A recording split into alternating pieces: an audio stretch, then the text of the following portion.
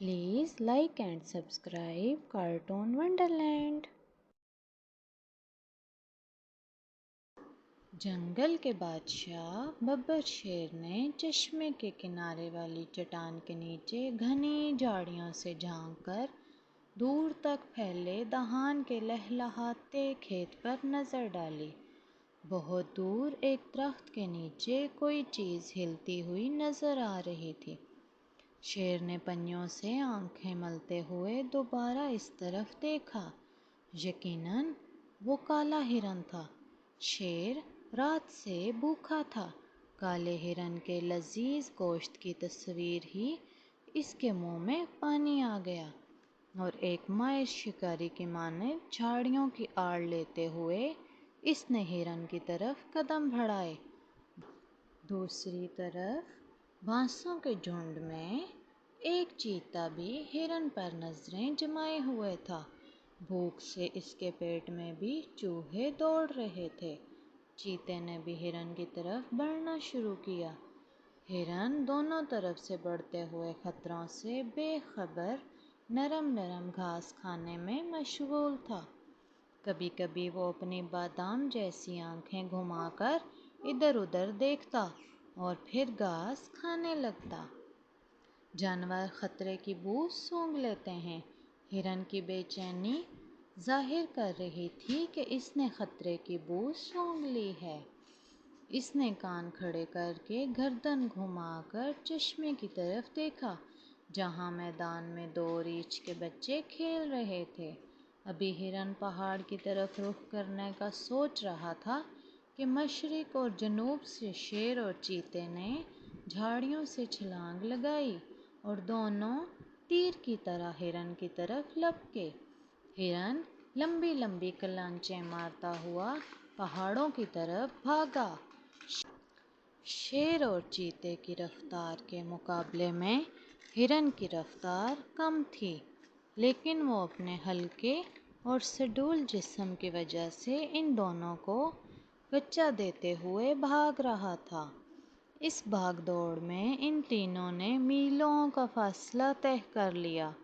आखिरकार हिरन एक चट्टान पर चढ़ गया, जो इतनी ऊंची थी कि इस पर शेर और चीता नहीं चढ़ सकते थे।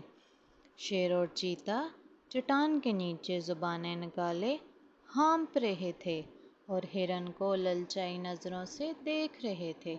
जब सांसें दुरुस्त हुईं तो शेर ने कहा, ये मेरा शिकार है, पहले मैंने ताका था। चीते ने गुस्से से जवाब दिया, आप जंगल के बादशाह ज़रूर हैं, लेकिन ये जंगल है, इंसानों की दुनिया नहीं कि बादशाह जो चाहे करे। जानवर अपने हकूक़ की हिफाजत खूब जानते हैं, ये मेरा शिकार है। शेर दहाड़ा, इंसान हो या जानवर, जिसकी लाठी उसकी भैंस का कानून हर जगह। मैं तुमसे ज़्यादा ताकतवर हूँ। शेर और चीते की तकरार सुनकर हिरन ने इत्मीनान का सांस लिया और कहा, मेरे मोहतरम बादशाहो, ये मेरी खुशनसीबी होगी कि मैं आप जैसे शाही ख़ानदान के अफराद की ग़िज़ा बनूं। लेकिन पहले आप दोनों तय कर लें कि आप में से कौन मेरा लजीज गोश्त नोश फरमाएगा। शेर और चीता दोबारा तकरार करने लगे।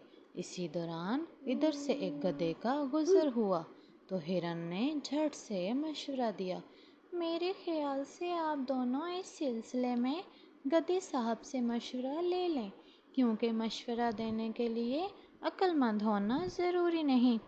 शेर ने कहा, चलो, मुझे मंजूर है, वक्त पड़ने पर गधे को भी बाप बनाना पड़ता है।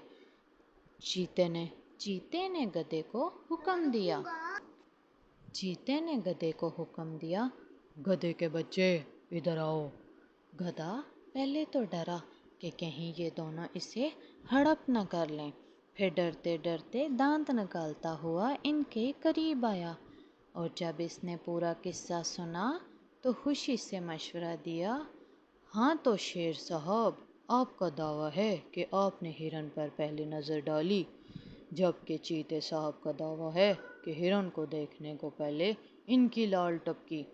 کیونکہ یہاں کوئی گواہ نہیں، اس لیے میرا مشورہ ہے کہ آپ دونوں اپنی اپنی جگہ تشریف لے جائیں، اور جب میں رینگنا شروع کروں تو آپ دونوں دوڑنا شروع کر دیں۔ جو بھی پہلے یہاں پہنچ جائے گا وہی ہرن میاں کو نوش فرمانے کا حقدار ہوگا۔